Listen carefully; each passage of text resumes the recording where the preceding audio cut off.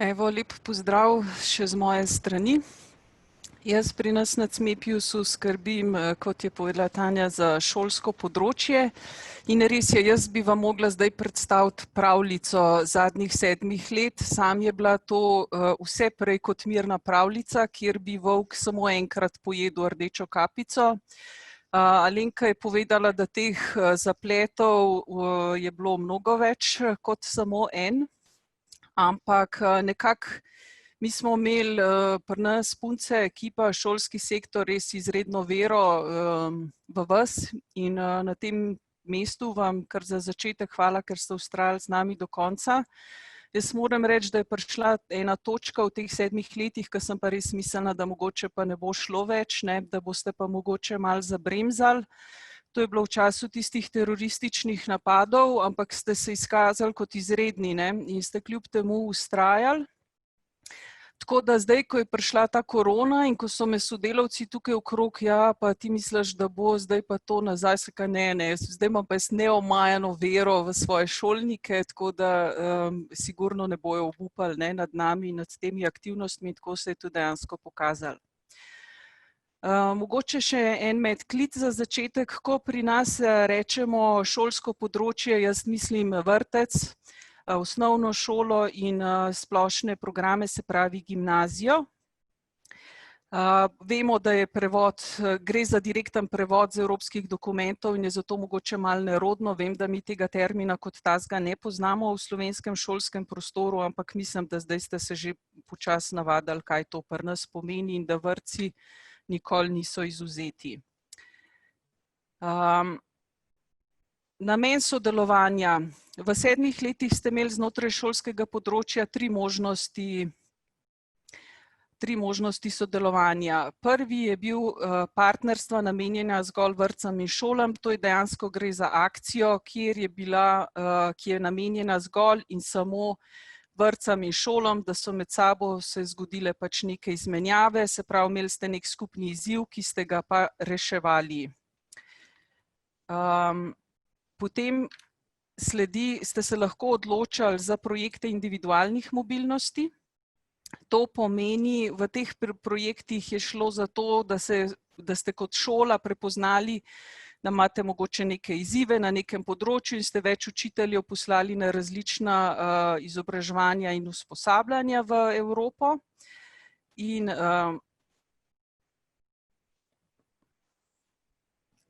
potem sledi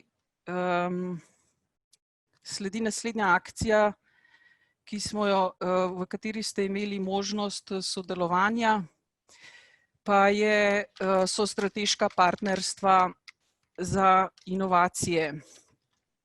V teh strateških partnerstvih za inovacije, v teh strateških partnerstvih za inovacije pa ste lahko se vključevali različne inštitucije, ki niste zgolj primarno vezane na šolsko področje. Tukaj smo imeli razne tipe prijaviteljev, bistveno pa je bilo to, da ste pač delali aktivnosti za šole, vrtce, ravnatelje, učitelje. Bomo malo več o tem, kdo je bil tukaj prijavitelj, povedali kasneje.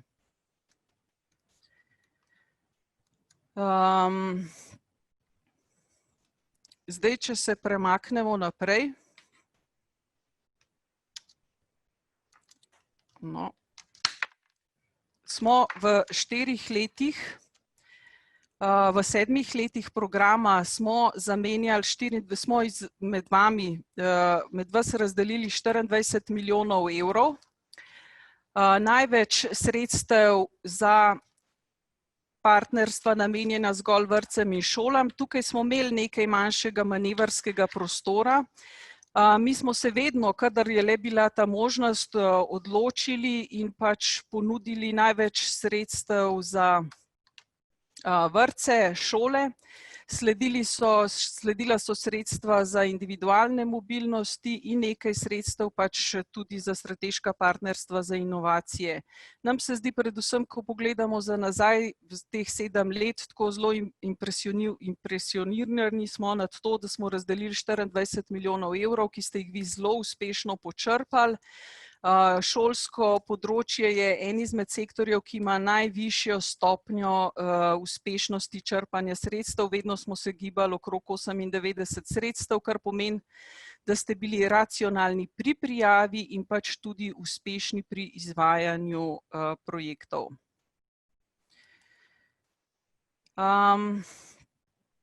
Sledijo zdaj tukaj te inštitucije, ki sem prej govorila o vas, vidite, da pač seveda glavnino sredstev je bila namenjena osnovnih šolam in posledično seveda je tudi šolam, je posledično osnovnih šol največ. Tudi ste bili najbolj uspešni pri projektih, mogoče bi namenjali kakšno besedo tem drugim inštitucijam.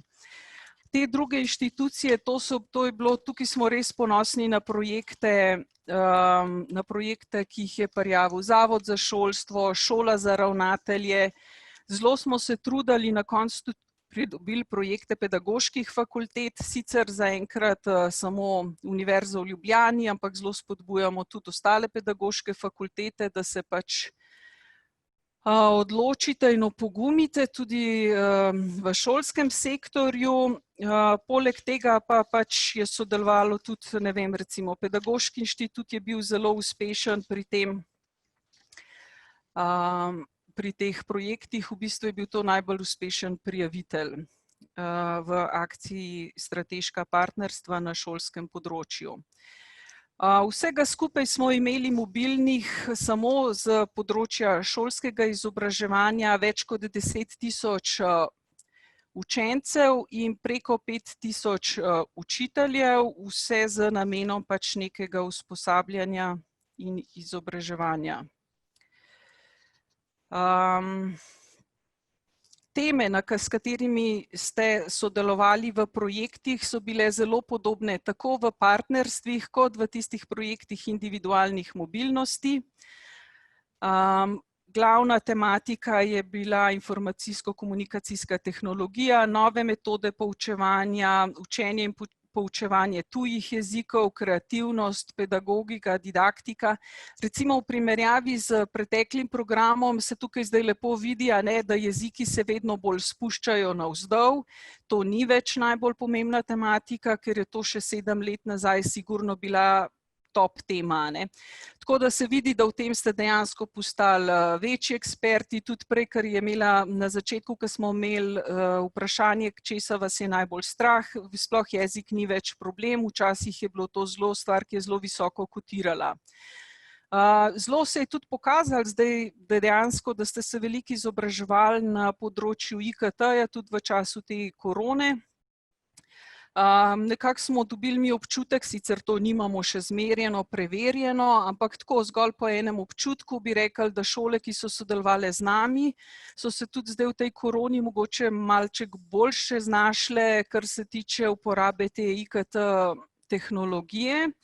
Kajti, če ti želiš izvesti nek mednarodni projekt, je to tako ali pa tako moraš uporabljati še neko tehnologijo, zato da se ostanemo bolj povezani, ker pač ne moramo vedno potovati, moramo pa ostati povezani na isti ladji, veslati v isto smer in zato je pač uporaba te IKT tehnologije nujno potrebna. Vidimo nekaj še manevrskega prostora, si želimo, da bi ta pedagogika in didaktika še malo poskočila navzgor, to je nekaj, kar bomo verjetno zdaj pa v naslednji perspektivi malo bolj bomo resno zaštartali tudi v to. Pa še poglejmo malček, kam ste potovali, s kom ste se povezovali. Kar se tiče izobraževanj, strokovnih izobraževanj posameznikov, ste z naskokom hodili najpogosteje v Veliko Britanijo, Španijo, Italijo, Portugalsko ter na Finsko. To so tiste neke top države. V partnerstvih ste se povezovali z Nemčijo, Belgijo, Španijo, Italijo. Seveda, največ mobilnosti ste opravile ženske, ni presenetljivo, glede na to, da imamo pač največ vzgojiteljic, učiteljic je ženskega spola, ampak obstaja pa država, v katero je odšlo več slovenskih učiteljev kot učiteljic.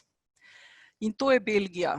Zdaj, nismo še dodobra raziskali, zakaj zdaj v Belgijo. Mi nekako sicer srčno upamo, da ni moških peljalo tja pivo, ampak zelo kakovostna IKT izobraževanja, ki jih dejansko izvajajo v Bruslju, ne. To bomo pa še malo dodelali, pa pregledali, pa se vam bomo tudi javili s tem nazaj. Kaj je tisti element, recimo, ki ga potrebujemo, da smo uspešni, ne, za en projekt, oziroma kaj je tisto, kar je bil največji premik v zadnjih 7 letih, ki ga je tudi sam program terjal in s programom seveda tudi mi. Gre za to, da še v prejšnji perspektivi, pa še 2 nazaj, recimo, je bil projekt nekaj samostojnega. Na šoli smo bili verjetno samo veseli, zdaj smo se prijavili, zdaj smo dobili projekt, super, zdaj bomo šli pa ven v tujino, pa zdaj bomo prišli nazaj in vsi smo prišli živi nazaj in jej, ne. Nekako tisti, ki dejansko so bili v teh zadnjih 7 letih resnično uspešni in resnično dobri v tem, so ugotovili, da je potrebno projekt integrirati, tako kot je povedala že naša direktorica, ne, stvar mora biti vključena v strateške dokumente, pri vas pomeni tudi v delo v razredu, v igralnici, stvari morajo biti povezane, če ne, to pomeni samo veliko enega dodatnega dela, dodatno delo pa vemo, kaj pomeni slej ko prej, lahko en projekt narediš na tako moralni pogon, potem pa počasi to usahne, ne. Zato je treba stremeti k temu, da projekti pač postanejo del šolskega življenja. To se pa naredi tako, da se, ključno je prvo vprašanje, ne. Ko se začnete lotevati projekta, se je treba vprašati, kaj želimo spremeniti. To mora izhajati iz naših lastnih potreb in jaz mislim, da če se ta prvi korak opravi uspešno, potem ni prav veliko več težav vse naprej. Moram vas pa pohvaliti, ne, se mi zdi, da imamo izredno veliko število, zaznali smo 51 primerov dobrih praks, vsi projekti, ki so bili do danes zaključeni v teh 7 letih, se pravi, niso vsi prišli še v to bero, se bo ta številka še malo povečala. Imamo 51 primerov dobrih praks, od tega je Bruselj prepoznal 14 projektov kot zgodba o uspehu, kar se mi zdi za naš sektor izredno velika in dobra številka, ni pa to vse, ne, imamo še en kup drugih nagrad, kjer ste bili uspešni.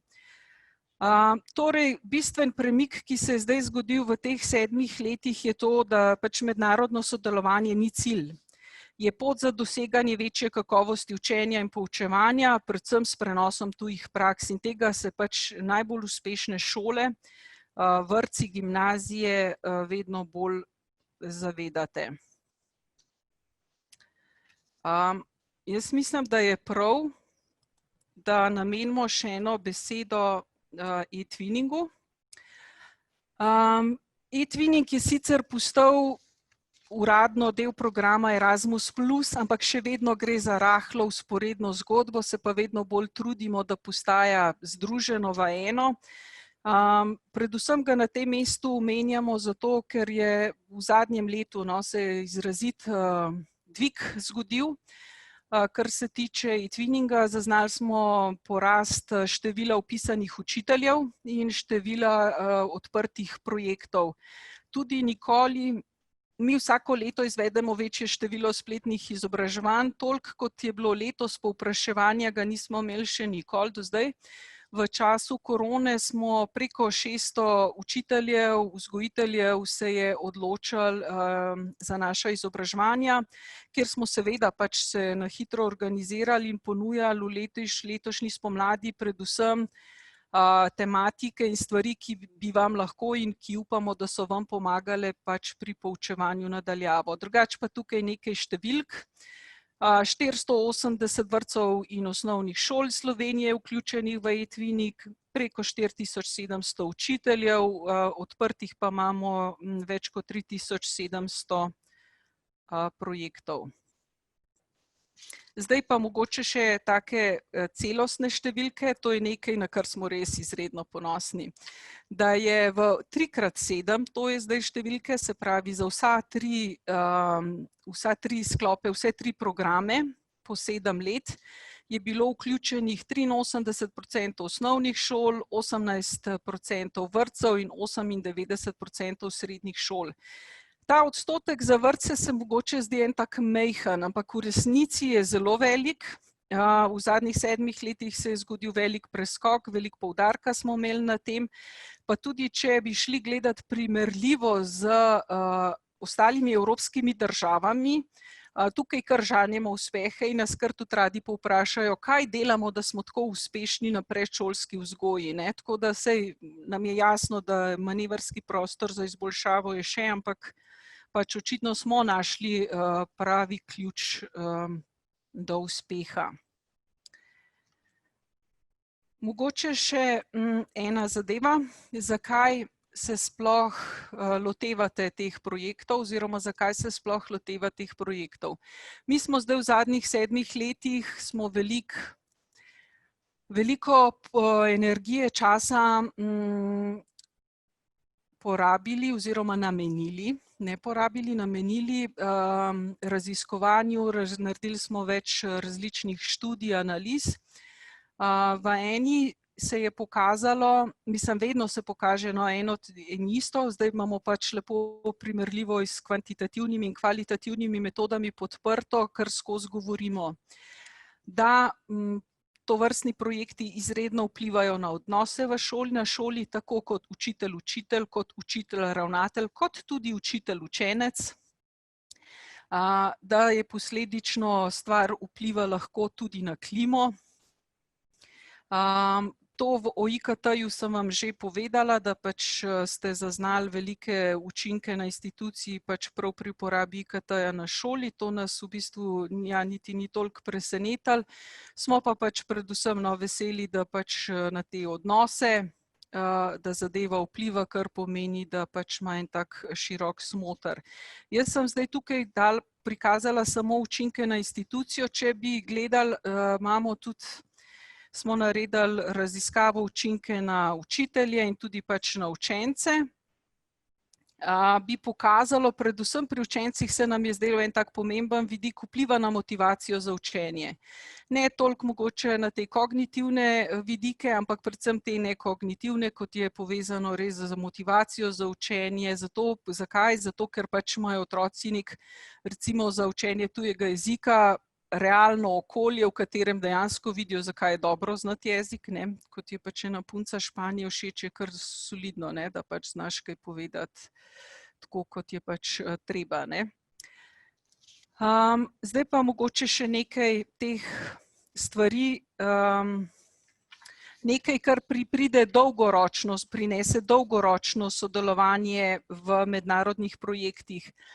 Če želite videti neke premike, tukaj ne gre za šprint, tukaj gre vedno tek na dolge proge. In tako kot se reče, ena lastovka še ne prinese pomladi, tako tudi en Erasmus Plus projekt še ne prinese zdaj nekih blaznih sprememb na nivoju kar v šole in ne vem še kako, ampak počasi se pa pač daleč pride in tukaj imamo nekaj izjav ravnateljic vrtcev, osnovnih in srednjih šol, kjer mislim, da lepo izpostavijo, da prinese tovrstno sodelovanje neko odprtost, ki je pač seveda predpogoj za uvajanje kakršnihkoli drugih novosti v šoli. Poleg tega pa lahko si tukaj preberete tudi, kako so zaznale ravnateljice učinek na dijake. Nas vedno veseli, ko slišimo te zgodbe s šibkega socialnega okolja, da Erasmus Plus ne prinaša, kot mogoče imajo v kakšnem drugem sektorju znotraj Erasmus Plusa ta pomislek, da pač je namenjeno to samo tistim malo bolj premožnim. Tukaj vedno znova se pokaže, da Erasmus Plus pomaga pri zmanjševanju teh socialnih razlik. Omogočena je mobilnost tudi tistim najšibkejšim. Marsikdaj poveste, da je, ne vem, otrok prvič sedel na avion ravno s pomočjo sredstev Erasmus Plusa in kakšno radost in veselje to pač pomeni za otroka. V bistvu to je bil zdaj tak prelet tega, kar se je zgodilo v 7 letih. Mi pripravljamo brošuro 7 let, kjer boste našli pač več informacij, če pač vas zanima, podrobnejših. Jaz predlagam, da si jo malo pogledate, zato ker v bistvu gre za nek hvalospev tudi vam, ne, ker v bistvu je to vaše delo. Jaz bi na tem mestu res lahko in rekla samo še enkrat hvala, da ste zaupali v nas, tako kot smo mi zaupali v vas. In se pač že veselimo naslednjih 7 let, ne. To bi bilo